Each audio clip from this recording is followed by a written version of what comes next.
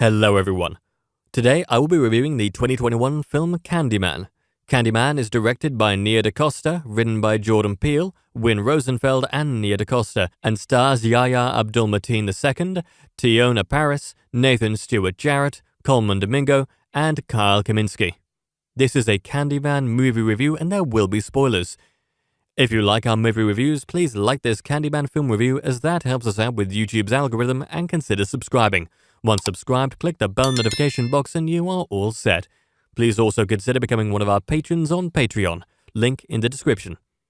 Director Nia DaCosta's reboot of Candyman is co-written by Jordan Peele, who made the absolutely mesmerizing 2017 horror film Get Out.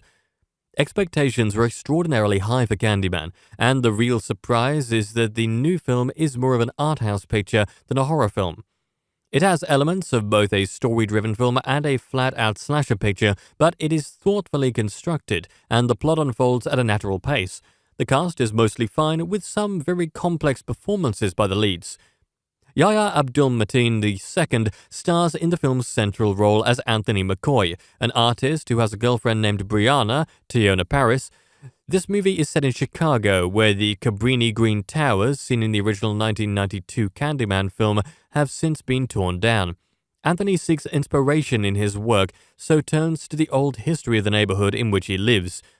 As a result of his research and stories told to him, Anthony comes to create a piece called Say My Name, which is inspired by the legend that if you say the killer Candyman's name 5 times in a mirror, he will come to murder you. Rebecca Spence plays an art critic, Finley Stevens, who takes an interest in Anthony's new work, which frighteningly parallels real-life events. Spencer's character is one of the film's several disappointments. The character is poorly conceived and only seems to exist so we can see her get comeuppance. Another badly written character is Clive Brian King, who is a gallery owner that Brianna works for. Calling Clive one-dimensional would be an understatement. It seems several characters in the script are written as merely Candyman bait, and that's okay, but I wish the writing was stronger in terms of developing the characters beyond being bona fide jerks. What's good about Candyman is the central performance of Yahya Abdul-Mateen II, who captures the nuances and insecurities of Anthony, the struggling artist, to perfection. The character has a lot of depth and is the movie's backbone as Anthony undergoes a transformation throughout the film that includes being bitten by a bee and becoming essentially a whole new entity. By the film's end, Anthony experiences the essence of true terror, and the actor puts in a remarkable performance. Teyonah Parris as Brianna, the woman who loves him, more than holds her own beside him in another A-plus performance found in the film. The supporting cast includes a nice turn by Nathan Stewart Jarrett as Brianna's brother Troy, who gives us some background into the film's story's history in his scenes at the beginning of the movie. The real scene stealer, however, is Coleman Domingo, who was so terrific in this summer's Zola. Playing William, a long-time resident of the film's neighborhood, Domingo's character makes several appearances in the film that are important to the plot development, and in the scenes towards the end, Domingo delivers his lines with aplomb, and the fierce turn he gives in this film is definitely one of its major assets. There are also a lot of symbolic hidden meanings in the imagery of Candyman. This film employs shadow puppets to give audiences background information on the storyline as well, which I found to be incredibly unique and fascinating. Sammy Davis Jr.'s song, The Candyman, is played at the beginning of the film to backwards images of the film's movie studio logos. That is certainly another interesting choice the film makes as well to correspond with the film's idea of mirror images.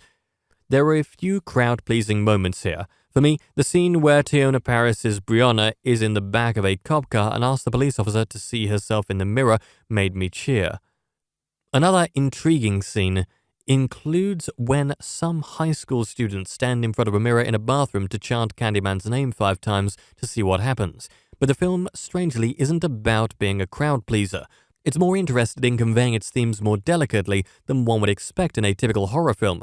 There's a lot going on here, and the film's themes would definitely make for some nice conversation afterwards, making it an ideal date movie. Tony Todd, the original Candyman, makes an appearance as well in the new picture. Todd is the man who made the role of Candyman a legend, but Yahya Abdul-Mateen II has what it takes to rival Todd in future Candyman sequels. In short, if you can put up with a few poorly written minor characters, it's worth investing your time in the new Candyman. And that brings us to the conclusion of this Candyman movie review.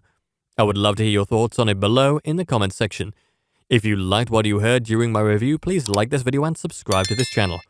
Thank you for viewing, and you can watch one of these reviews next.